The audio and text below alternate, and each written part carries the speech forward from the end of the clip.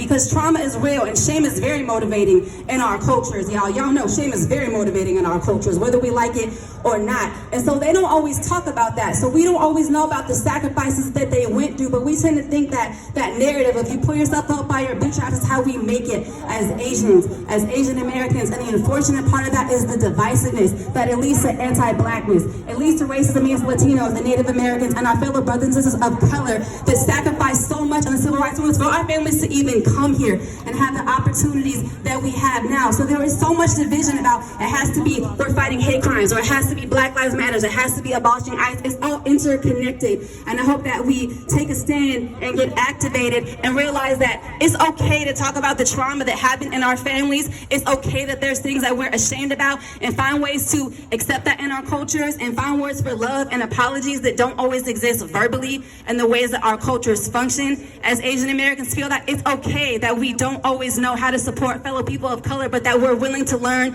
that we're willing to be here and do better and get active. I seen a statistic the other day that less than half of Asian Americans who are eligible to vote in any election. And we tend to play the identity politics of like, oh, this person is Asian, they're running for office, so they think like me. And that's not always the case. And we're putting people that hurt us, we're putting people in office that hurt fellow people of color, and wonder why there's division and why people don't get along, because we're not always active. And to be honest, I don't know why we're scared to vote, but we've been scared to vote, we've been scared to take a stand, but we want to get mad. As an example, I'm from San Jose, so Evan Lowe is a state assembly person who is 4th generation Chinese American. He is my homie, he is my state assembly member. He is in support of Prop 16, as am I, which is very controversial in the Asian American community. The Asian, I heard you, that's okay, I heard you. So his constituents who are Asian were threatened they're gonna take him out of office because he voted for integrity. He voted for social justice and not what the rich Asians in his district thought that he should do. So my point is, identity politics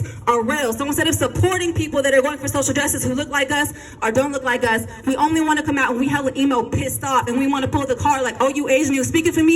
You don't speak for me now, so I don't support you. And I believe that we can do better than that. And I have hope that we'll do better than that as we build vernacular for like how to do this social justice work, especially for our youth and in support of our elders. We like to put up the memes that we do it for our ancestors. If you really do it for your ancestors, you're going to ask them about the trauma they went through. You are going to love on them, and you are going to work with them through the shame. You are going to vote. You are going to stand with other communities of color, and you are going to be hella proud to be Asian American. You're going to stop being ashamed. You're going to stop trying to subscribe to whiteness.